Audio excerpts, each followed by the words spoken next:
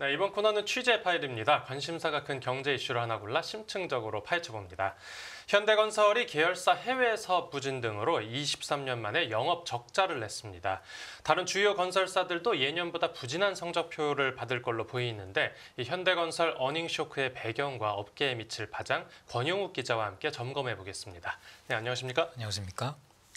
네, 지금 현대건설이 작년에 그야말로 영업 최악의 어닝 쇼크를 기록했는데 이게 23년 만에 적자라고요. 네, 그렇습니다. 현대건설이 자회사인 현대엔지니어링의 이 해외 사업 대규모 손실로 지난해 적자를 기록했습니다. 이게 23년 만에 적자 전환이었고요. 그리고 네네. 최악의 어닝 쇼크로 평가가 되고 있습니다. 예. 작년 연간 영업 손실이 1조 2,200억 원이었고요. 그렇기 때문에 1년 전에 영업 이익 7,800억 원에서 이 적자로 전환을 한 겁니다. 네네. 이게 2001년 이후 처음으로 적자를 기록한 건데요. 매출은 전년 대비 10% 정도 증가를 했지만 연간 순손실이 7,400억 원으로 역시 적자 전환을 했습니다. 네, 그 1년 사이에 도대체 무슨 일이 있었길래 갑자기 적자를 낸 건가요? 네, 현대건설은 이번 순손실의 원인으로 고환율과 그리고 원자재 가격의 지속적인 상승 등으로 이 비용이 크게 늘어났기 때문이다라고 얘기를 하고 있는데요. 네. 무엇보다 현대엔지니어링의 해외 프로젝트 쪽의 비용이 많이 반영된 것으로 그렇게 분석이 됩니다. 네. 해외 플랜트 현장은 두 곳에서 주로 손실이 났는데 특히 인도네시아 쪽의 손실 규모가 컸다고 분석됩니다. 네, 그 해외 플랜트 현장에선 그럼 구체적으로 얼마나 손실이 난 거죠?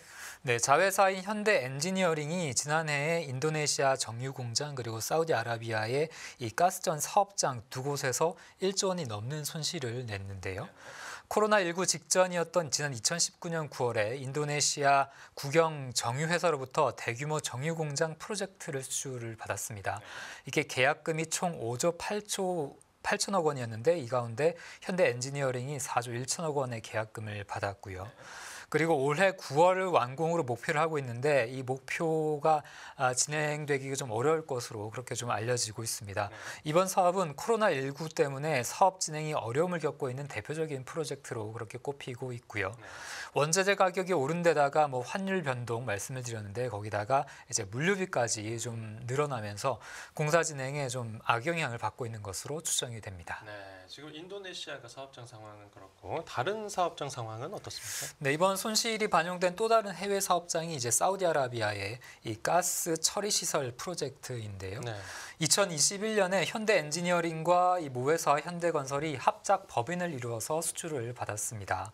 현대엔지니어링이 55%, 현대건설이 45%의 지분율을 갖고 있는데 이 프로젝트가 현재 1단계가 진행이 되고 있고요. 수주 규모는 약 2조 원대로 알려졌습니다. 네, 이렇게 해외 사업장에서 대규모 손실이 난 것도 모자라서 빅베스의 악몽이 현실화했다라고 하는데 이건 어떤 얘기입니까? 네, 현대건설이 지난해 11월에 수장이 교체됐습니다. 이한우 최고 경영자가 신임 취임을 했는데요. 네. 건설뿐만 아니라 이제 현대엔지니어링도 같은 시기에 CEO가 교체가 됐습니다. 네. 그 이후에 이번에 처음 나온 실적 발표인 셈인데 통상 새로 부임하는 기업의 CEO가 전임 CEO의 어떤 누적 손실을 회계상 최대한 털어버리는 것을 이제 빅베스라고 합니다. 네네. 새로 부임하는 대표가 이제 전임 대표 재임 기간의 누적 손실 또는 앞으로 잠재적으로 나타날 수 있는 부실 요소까지 최대한 반영해서 회계 장부를 정리를 하고 또 실적 부진을 이제 넘겨버리는 건데요. 네. 그렇게 함으로써 그 다음 해에 더 큰 실적을 유도하는 전략을 말합니다. 현대건설은 이번에 대표 교체에 맞춰서 부실 털기에 나선 것이라는 해석이 나오고 있는데요. 네. 왜 그러냐 하면 대규모 손실의 원인으로 지목됐던 해외 사업장의 경우 아직까지 공사가 진행 중인데도 이제 앞으로 예상되는 사업 손실까지 선제적으로 반영을 했기 때문입니다. 네. 일반적으로 공사로 인한 손실은 공사 진행률에 맞춰서 실적에 나눠서 반영을 하게 되는데 네. 인도네시아 공장은 올해 9월 그리고 사우디아라비아의 가스 플랜트는 올해 8월 완공을 예정하고 있습니다. 네. 현대엔지니어링 관계자는 미래에 발생할 수 있는 잠재적인 손실을 미리 끌어와서 반영했다라고 그렇게 또 얘기를 했고요. 추가로 금액이 투입될 것으로 예상되면서 보수적으로 미래 손실을 반영했다라고 설명을 했습니다. 네. 이어서 해당 사업장들이 코로나19와 연관된 사업장이며 이 발주처와 협상 과정에서 리스크가 있다고 판단해서 이같이 반영했다라면서 관련해서 이 발주처와 협의를 좀 계속하고 있어서 상황이 앞으로 좀 좋아진다면 손실 규모는 줄어들 수 있다라고 설명을 했습니다. 네, 이런 비용 증가가 뭐 예상을 못했던 건 아니긴 한데 그 전문가 예상치하고 실제 수치 사이에 좀 차이가 많이 났다고요.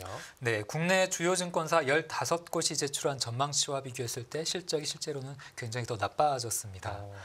증권사들이 3개월 이내에 제출한 현대건설의 지난해 4분기 영업이익 전망치를 보면 한 600억 원 정도로 나타났는데 네. 실제 지난해 4분기만을 놓고 봤을 때 영업 손실이 1조 7천억 정도 났거든요. 그러니까 1조 원이 크게 넘게 2조 원 가까이 차이가 난 겁니다. 네. 애널들 사이에서는 그렇기 때문에 기업 IR의 신뢰성에 문제가 있는 것 아니냐 이런 좀 볼멘 목소리도 나오고 있고요. 예. 한 증권사 애널리스트는 여의도에서 예상했던 현대건설의 손실 반영 규모보다 더 많이 털어낸 것으로 보인다라고 얘기를 했고요. 네.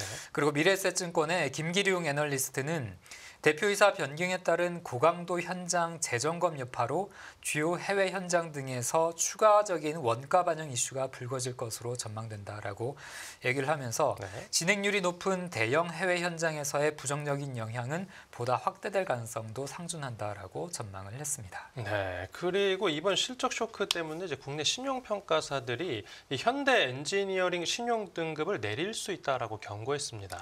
네, 맞습니다. 대표적인 신용평가사 한국기업평가는 현대 엔지니어링의 신용등급 전망을 안정적에서 부정적으로 하향 조정했습니다. 네. 이 말은 향후 1, 2년 안에 등급이 내려갈 수 있다라는 그런 가능성을 의미하는데요. 네. 그리고 또 다른 회사인 나이스 신용평가는 현대 엔지니어링의 장기 신용 등급을 하향 검토 감시 대상에 올려놨습니다. 네. 통상적으로 나이스 신용평가는 6개월 이내에 그러니까 단기간에 등급이 변경될 수 있는 기업을 이 등급 대상 감시에 올리고 있습니다. 그렇게 등급이 내려갈 수 있다라는 건 그럼 엔지니어링 어떤 재무 상황이 앞으로 더 좋아지기보다는 더 나빠질 수 있다 이렇게 본 겁니까? 네, 맞습니다. 이제 한국기업평가는 이번 등급 전망 하향 배경에 대해서 4분기에 해외 플랜트 관련 대규모 손실을 반영했다라고 좀 설명을 하면서요. 예. 등급 수준에 부합하는 사업과 재무의 안정성을 회복하기까지는 실이 걸릴 전망이다라고 또 설명을 했습니다. 네. 이어서 한기평은 인도네시아 프로젝트와 관련된 이 공사기간 연장 협의와 원가 재산정이 적정하게 이루어지지 않았다라고 지적을 했고요. 네. 그리고 사우디아라비아 프로젝트와 관련해서는 설계 초기 대비 완료 시점에 원가율 상승폭이 높게 나타났다라고 그렇게 좀 지적을 하면서 네. 이런 것들을 감안할 때 현대 엔지니어링의 사업 진행 능력을 포함한 전반적인 사업 경쟁력에 대한 재검토가 필요할 것으로 평가했다라고 설명을 했습니다. 네. 현대 엔지니어링의 발주처와 이 공사기업 연장 또 그에 따른 비용 보상에 대해서 협상을 진행 중이기는 하지만 네. 이 대규모 손실이 발생한 만큼 등급 하향의 어떠한 변동 조건들을 충족될 것으로 그렇게 한기평은 예상을 했습니다. 네. 또 엔지니어링 모회사인 그 현대건설에 대해서는 좀 신용평가사들이 좀 어떻게 평가하고 있죠? 네, 무회사인 현대건설에 대해서는 증권사들의 이 평가가 좀 다소 나뉘고 있습니다. 먼저 작년 비용 대규모를 반영을 해서 이번에 적자가 크게 발생했지만 이를 통해서 현대건설의 바닥을 확인했다라는 의견이 있는데요. 네. 당장 주택 업황이 회복되지는 않겠지만 2027년까지 하나의 상승 사이클로 봤을 때 어떤 현대건설의 현재 주가 밸류에이션은 낮은 편이다라고 하나증권이 설명을 했고요. 네. 그리고 대신증권 같은 경우에는 이번에 어닝 쇼크에도 불구하고 앞으로의 턴어라운드 기대감이 존재를 하기 때문에 올해 1분기부터는 정상적인 궤도에 들어가는 모습이 확인돼야 할 것이다라고 강조를 했습니다. 네. 반면에 IM증권은 지난해 빅백스가 이 국내 주택이 아닌 해외 현장 위주였다라는 점에서 올해 영업이익의 전망치를 보수적으로 볼 필요가 있다라고 그렇게 좀 제시를 했는데요. 네. 해외 부문의 빅베스를 감안해도 국내 주택의 이 원가율 부담이 올해 내내 계속될 것으로 예상이 되기 때문에 실적 눈높이는 계속해서 좀 보수적으로 볼 필요가 있다라고 진단을 했습니다. 네, 그렇군요. 지금 현대건설이 시공 능력 2위인데 뭐 이런 대형사도 실적 쇼크를 냈을 정도니까 아마 다른 건설사들은 지금 벌벌 떨고 있겠죠. 네, 맞습니다. 이 현대건설 그리고 자회사인 현대엔지니어링의 대표 교체 이슈를 감안하더라도 전반적으로 지난해 건설 경기 자체가 좋지 않았던 게 사실이거든요. 네네. 거기다가 업계 공통적으로 공사비의 상승세도 이어지고 있습니다. 그렇기 때문에 수익성 악화는 불가피했을 것으로 전망이 전망이 되는데요. 업계에서는 건설업계의 맏형격인 현대건설의 실적 부진에 더해서 이 건설업계 업황 자체가 좀 밝지 않기 때문에 주요 건설사들의 실적 하락이 본격화될 수 있다, 이런 우려가 제기되고 있습니다. 네. 현대건설에 이어서 실적을 발표했던 삼성물산 같은 경우를 보면 지난해에 건설 부문 영업이익이 1조 원이었는데 이게 이전 연도 대비 3% 줄어든 수준이었습니다. 예. 그리고 이제 실적 발표를 앞두고 있는 다른 건설사들도 줄줄이 실적 부진을 낼 것으로 그렇게 전망이 되는데요. 네. 내달 초 실적 발표를 앞둔 대우건설 같은 경우에는 작년 연간 영업이익 전망치가 3,400억 원대로 전망이 되는데 이게 이전 연도보다는 50% 가까이 줄어든 수준입니다.